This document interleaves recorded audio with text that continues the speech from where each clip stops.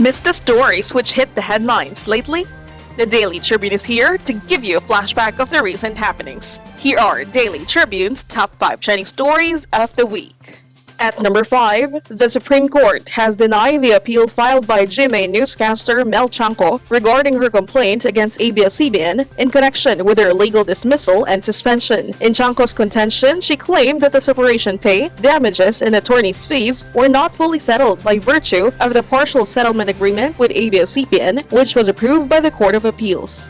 Coming at number 4, trouble brewed at one of the country's biggest casino complex, Okada in Manila, after violence erupted among feuding officials of the resort's project. A group of Kazuo Okada, for whom the resort complex was named, employed force and intimidation to compel key legitimate officers to vacate the premises. At number 3, with the country's strong macroeconomic fundamentals, stable gross domestic product, and manageable inflation rate, Finance Secretary-designate and outgoing Bangko Sentral ng Pilipinas Governor Benjamin Diokno said he doesn't see any recession happening in the months to come. Data from the Philippine Statistics Authority show that the country's GDP for the first quarter grew by 8.3%.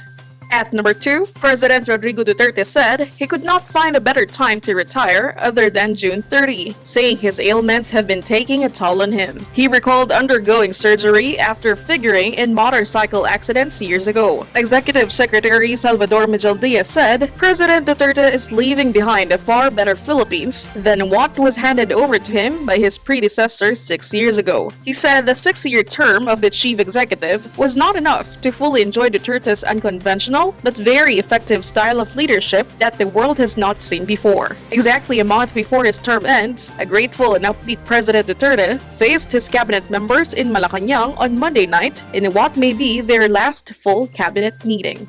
And taking the first spot this week is the story about the new Philippine leaders. The police are ramping up security measures for separate inauguration rites of President-elect Bongbong Marcos Jr. and Vice President-elect Sara Duterte Carpio this month. Marcos Jr. will take his oath of office as the 17th President of the Republic of the Philippines at the National Museum in Manila, while Duterte Carpio will take hers in Davao City on June 19. Meanwhile, 5 more personalities composing Marcos's cabinet were named. Broadcaster Erwin Tulfo will lead the Department of Social Welfare and Development. Lalawan Cebu Mayor Cristina Garcia Frasco will head the Department of Tourism. Amena Pangandaman is the new addition to Marcos's economic team. She previously worked as Department of Budget and Management Assistant Secretary. At this time, Pangandaman will sit as its chief. Lawyer Ivan John Enrile Uy has been selected as head of the Department of Information and Communications Technology, and former Manila Representative Naida Angping was picked to lead the presidential management staff.